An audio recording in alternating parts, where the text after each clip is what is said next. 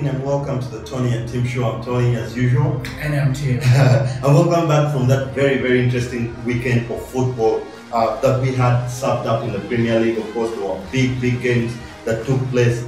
Very many talking points, very interesting controversies. No more drama in any other game than the big game that we had at the weekend. Liverpool taking on Spurs. Tony, it was drama. It was a silent game after the first goal, even the equalizer. But in the last 10 minutes, last 5 minutes of normal time and extra time, Tony, that is where the drama was. And it was a beautiful game. It was definitely a scintillating game. We had talked about the points that we had to watch out for and that you had to watch out for at home in this game. We had the battle of the number 9s, the battle of the top scorers in Harry Kane and Salah. But also we had talked about the all-round play of that Liverpool have had, the way they press teams and the way they come at teams in such games, especially when they're at home. But it was a bit different, the way Tottenham approached the game. They didn't look like they were being overrun by Liverpool. Yeah, Tony, Liverpool failed to overrun Tottenham. But I go back to the lineup that Liverpool put there. The moment they played, I think it was Henderson, then they started Milner and Emre Tony. I thought that was a more defensive team. It looks like a more... Compared to the team that started against Man City where they had Chamberlain. You know, Chamberlain is a midfielder. He's not defensive, exactly. So I thought Klopp was cautious, and that is where we didn't see Liverpool. Even though they got an early goal, they didn't look blistering like they did against Man City. Of course, it was very interesting, but who to get that early goal than Mohamed Salah, who has been very scintillating, now being the fastest Liverpool player to get to 20 goals in a Premier League season as a new signing. Very interesting. He has had a very blistering start to life. He's definitely up there in the contenders of the PFA Player of the Year. He is a contender and is back in contention for the Golden Boot also, Tony. Being one goal away will not hinder him from pushing harder. I also thought it was a gift for him because Dyer fails to calculate his pass or move and then just hands the ball there for Mohamed Salah. But thanks, he still had a keeper to beat and he did it well. So I thought maybe it was a good goal for him. It was definitely a good goal for Mohamed Salah there, but Tottenham not giving up, trying until they got their chance in a very blistering strike from Wanyama. that was a hell of a strike.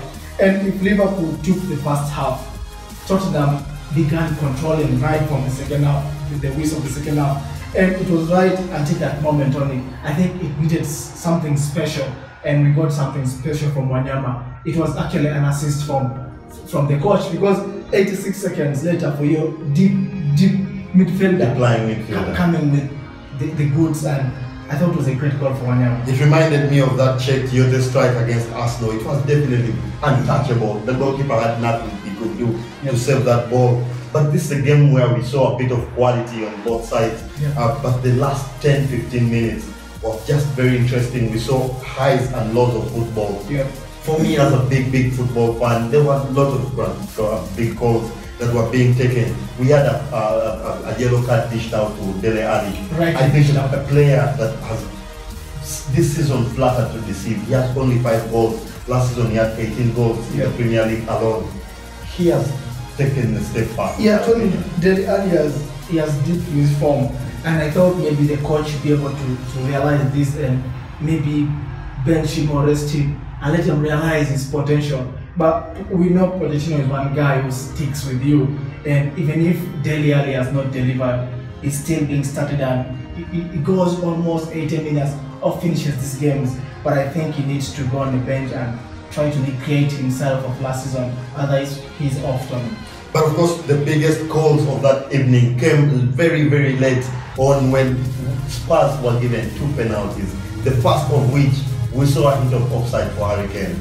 Tony, I have followed that story, and Harry Kane was offside until Lovren touches the ball.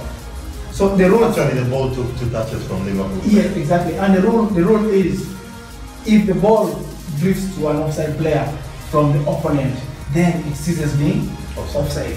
But also they say if the ball is heading to the player and the linesman raises the flag, then it stands as an offside. Now the linesman did not raise the flag, and then they both gambled. Most the referee gambled. If- I don't think Moss had a clean performance because yesterday. the words actually from the liner were I didn't see if a Liverpool player touched the ball, but Harry Kane was offside. Those were his words. So most just say, I've pointed to the spot already. I'm gonna maintain that. I think yesterday was a very painful day, especially for Jurgen Klopp. After conceding a goal like Wanyama's, you expect everyone to feel a certain kind of way for you. But that penalty call, of course, it was given, saved very brilliantly by Karius, who has asserted himself in the Liverpool goal. Yep. He's trying to show his abilities. Of course, he has been pushed by Klopp to show that he's the number one and he should be starting all these games. He had a very brilliant save. He had a good game, Tony. Perez had a good game in this fixture. But before we go to the next goal, Tony, was it a penalty? Yes, after the offside trap. Karius seems to not fully clamp down Harry Kane. I think that was debatable too. Did Harry Kane dive? Players are given the benefit of the doubt. In my opinion, if I beat the goalkeeper, don't touch me whatsoever.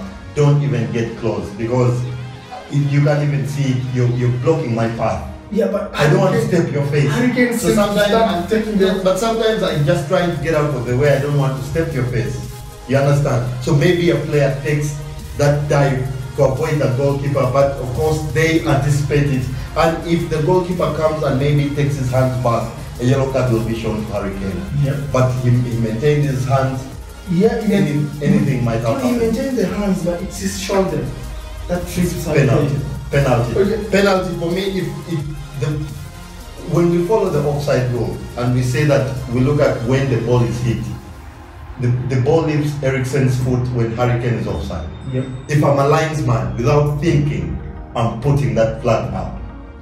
The flag didn't go up, and I was perplexed. I was perplexed. I had to take the replay to see that it took 2 touches from Liverpool players. But even then, Harry Kane is in an offside position. This is where I mean, this penalty was not well. It's a penalty at the end of the day. Harry Kane fails to take it, and Salah runs onto the ball on the other end and puts away a very brilliantly taken solo goal for Liverpool to go ahead in extra time. I should have thought that Liverpool was supposed to hold on to this lead. And Tony, for a moment, everyone thought it was Messi's shot number there. The way he dribbled those guys. Initially, he had lost the ball, and again it was quick to pick up, and then of course there was confusion. He was claiming a handball. Yep. While he was trying to beat one of the players. Everyone looks at the ref, Yep. and then he's faster to react Yep. when looking back. So but it was a brilliant dribble. it was so brilliant. And Tony, this is why I bring back Salah to the equation. He's got the goals, but there's this talk of De Bruyne always being the man that is being lined up for the PFL award. But I think Mo Salah's done a lot, and he needs credit for that. Beautiful goal, just like you said, Tony. Liverpool should have been able to see off the last 2 minutes. I do not know why they could not do that. Of course, we have talked about Liverpool's problems a lot on this show, and this was a clear sign that Liverpool keep dropping silly points. They've done it all season. This is the kind of game against a big side. Once you get that second goal in the last minute, someone has to call everyone back. It's called game management. Someone has to wake everyone up and say, guys, we only have 90 seconds, please. I need everyone on their toes. It wasn't meant to be, of course, and there was another soft penalty, in my opinion, that was given away. Very soft. I don't think if a team has struggled like this in the last minute, if you're not sure, like Klopp also said it, if you're not 100% sure, don't give a penalty. These are 2 points. Okay, Tony, there is contact. It's so minimum. There is contact. If there's contact in the box, it's a penalty. We saw Arsenal doing the wrong end of that with Hazard. I remember Bellerin just touched Hazard. The guy was flying, it was given a penalty. My only problem with this penalty, Tony, was the referee allows play. And then this ball is right at the center. I even don't know, maybe from the communication, because he looks back. I think the linesman communicates and says, there is a foul here, there is a foul. Because he had played on, and I thought the referee is the main man of the game. When you deny a foul, play on. Try to deny, John Moss for me was the error there. That time the lag between the ball being played away. It was so far, especially if you need to, if you're not sure about a decision, that's when you look at your linesman. Yeah. If you're sure, you don't even have to look. But here If you're sure, you don't even have to look. So you saw it was very soft. It shouldn't be given. John Moss had an absolute disaster yesterday. He didn't have a very good game. He was absolutely. And that's why Klopp has come out to say that if he gives his opinion on John Moss' performance, he may get a very big ban. It was so soft. To me, but of course, credit to Lamela for seeing that danger, seeing that opportunity to dig his team out of the hole, and big problem for Virgil van Dijk. He should know better than touch a striker at any time in the last minutes. Yes, he should know. Just try to block his path. Lamela is looking away from goal into the corner. Just be behind him, try and block his view of the goal, and maybe it was a big problem for me. If any Liverpool fan was watching, they must have felt outdone by this one. Yeah, I thought so. Virgil van Dijk should have known that you don't touch a player in the box in the dying minutes. But at 75 million pounds. 75 million pounds, that's not work. But Tony, the penalty, it's the last kick of the game. Do you give it to the same player who has missed it, or you look for another player like, guys, we need to salvage a point here? We know that Harry Kane is Mr. Goals for Tottenham Hotspur. They had no one else that could take that penalty. Even after that scare, everyone is now even more pressure. So he's the kind of person that can step up. He definitely has the confidence in himself. He has been taking these penalties for a long time. He's their top scorer. He has the belief that he can get the goals, and he knows that Mo Salah is looking behind, chasing him for that golden boot. They were on 21 at that time. At that time, they were on 21. So it's a chance that you must take. You can't chicken away. And all world-class players will choose to take that penalty. I'm sure there was no debate about I thought I would give Harry Kane too. There was no debate about that one. But it was definitely a very interesting game, a lot of drama, especially in those last minutes. It was a brilliant game for all of you, especially the neutrals, especially now with the 2-2 draw. Arsenal, like we said off air, have a chance, a slight chance, finding themselves now just 4 points behind Spurs, who had looked to have broken away from them. Well, of course, they now have a slight chance, especially that they play each other next weekend. Another very, very simple, mouth-watering clash. Even how Arsenal are playing on Saturday, but we'll get that to that in a second. On Saturday, of course, we had a lot of very interesting football as well. A very big result for Burnley at Camp Nou when they hosted the table toppers. 1-1 draw. It's only big result. I mean, I love both goals, the equalizer from Goodmanson and the strike from Danilo. I thought for a second, this guy should be a forward. He definitely took it very well. He wrapped his leg on that ball and struck it with beauty, and well done. I thought Man City should have seen up this game. They had chances along the way. They kept missing them, and then there was a sitter from Sterling that he just placed. He had to score. He had to score. And 2-0 means they would have seen off the game. But we've said it before, in the Premier League, if you have a slender lead, 1-0, 2-1, fine margins. Fine margins. The other team will always get one chance, Tony, and usually they find towards the end of the game, and it disorganizes you in that you cannot reconvene to find the winner, and that happened to City.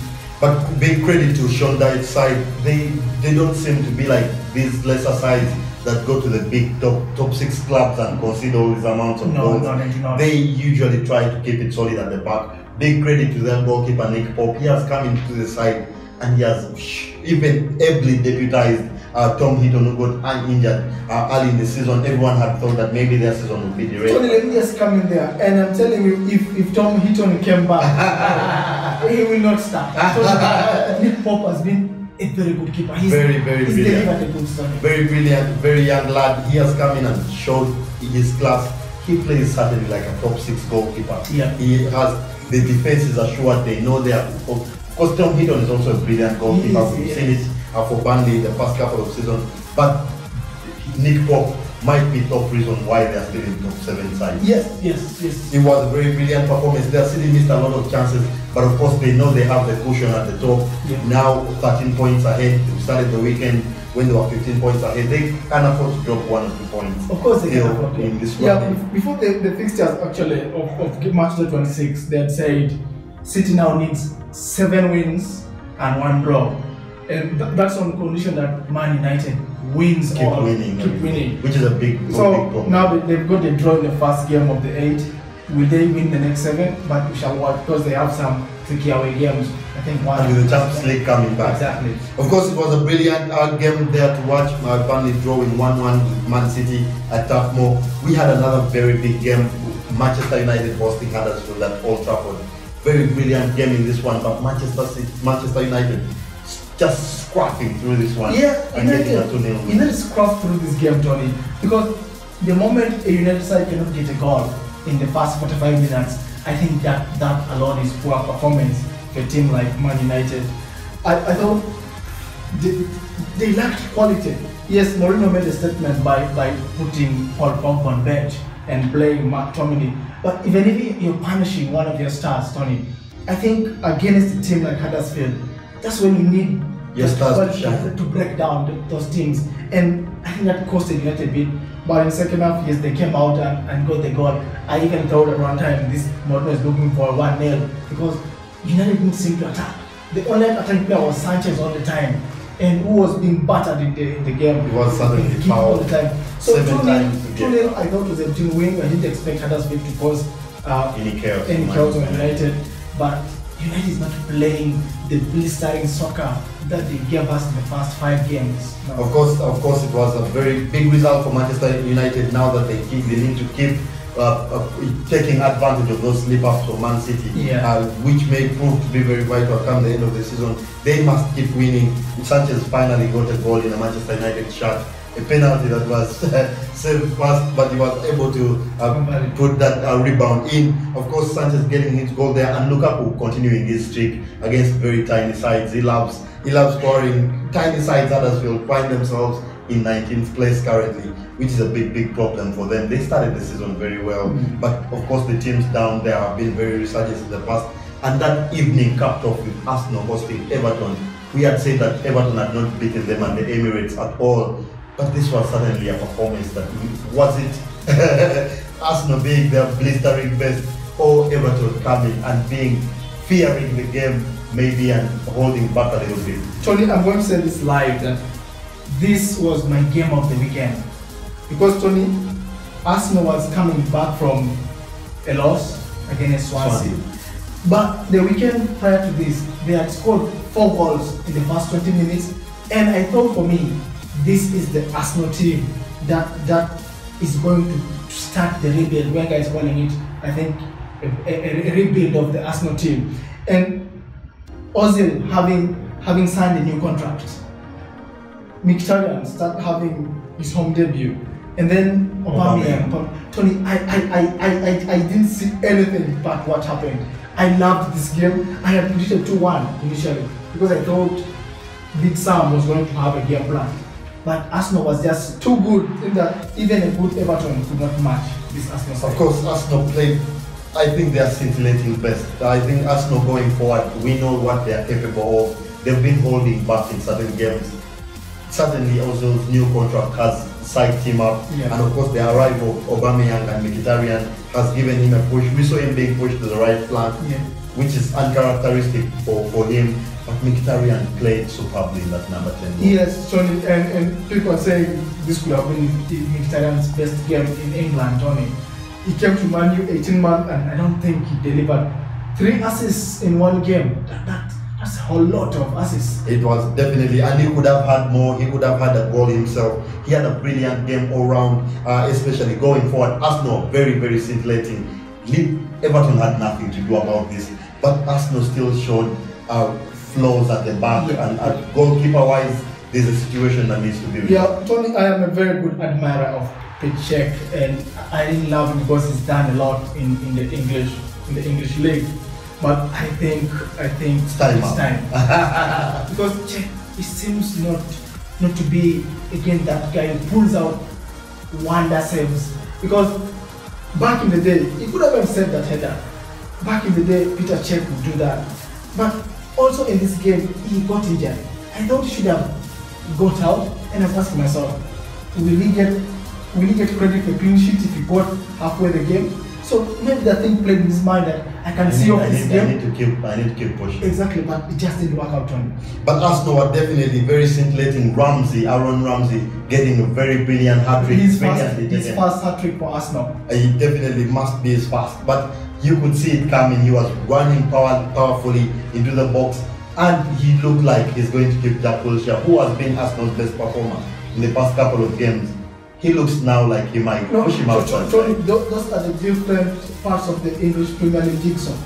Today you'll be the best. Tomorrow you can get into that team. Last week I was praising Wilshere. I was like, he was going for World Cup. He's going to be the captain of this team. But I can tell you, Tony, if this is the formation that Wenger is willing to play, Jack Wilshere has to come from bench. What does it mean for Lacazette?